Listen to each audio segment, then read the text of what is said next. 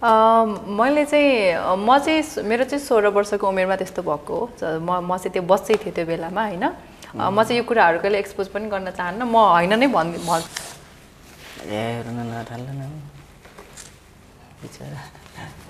Miss पवि उपनामले परिचित पवित्रा साकीले पहिलो पटक आफ्नो डिभोर्सको विषयमा मुख खोलेकी छिन्।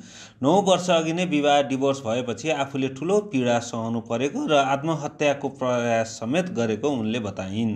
केही समयदेखि मिस पविको निजी जीवनका विषयमा विभिन्न गाईगुई चल्ने गरेका थिए। उनको विवाह भएको तस्बिर समेत सामाजिक सञ्जालमा लिक भएको थियो। तर यो विषयमा मिस पविले यसलाई अस्वीकार गर्दै आएकी थिइन्। धेरैले उनलाई अविवाहित युवतीकै रूपमा चिन्छन्। गत वर्ष एउटा युट्युब च्यानललाई दिएको अन्तर्वार्तामा उनले आफ्नो विवाह नभएको बरु एकजना बोयफ्रेन्ड रहेको बताएकी थिइन्। अन्ततः मिस पविले पहिलो पटक रमाइलो छ नामक युट्युब च्यानलमा अन्तर्वार्ता दिँदै विवाह र डिभोर्सको स्वीकारोक्त गरेकी हुन्। उनले 16 वर्षको कलिलो उमेरमा आफ्नो विवाह भएको र केही समयपछि डिभोर्स भएको बताइन्। यो कानूनतः बाल विवाह थियो। नेपालको कानून अनुसार विवाहको लागि महिलाको उमेर 20 वर्ष पुगेको हुनुपर्छ।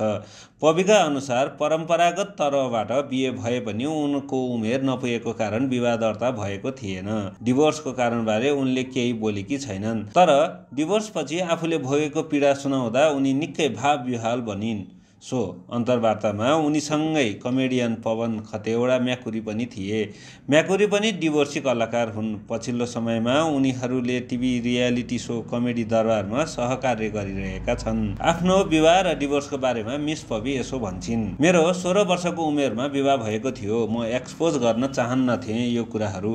अहिले पनि होइन नै भन्छु, किनकि कानुन रूप केही भएको थिएन। सबै इलिगल कुराहरू हो। म कसैलाई पनि नराम्रो भन्न चाहन्न। राम्रो हुन्छ केही समयपछि भन्ने थियो।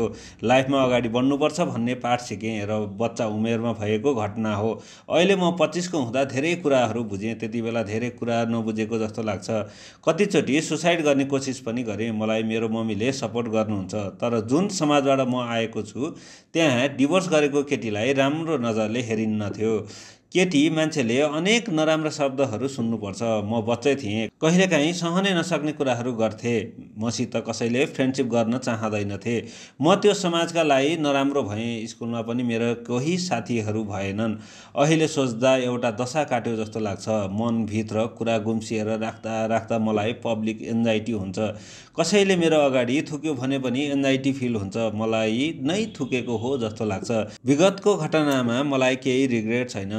लाइफमा अगाडि बढ्नुपर्छ भन्ने पाठ सिकेँ। डिभोर्स भयो भनेर त्यसमा रोइ कराई गरिरहने कुरा आएन। त्यहाँबाट अगाडि बढ्नु नै पर्छ।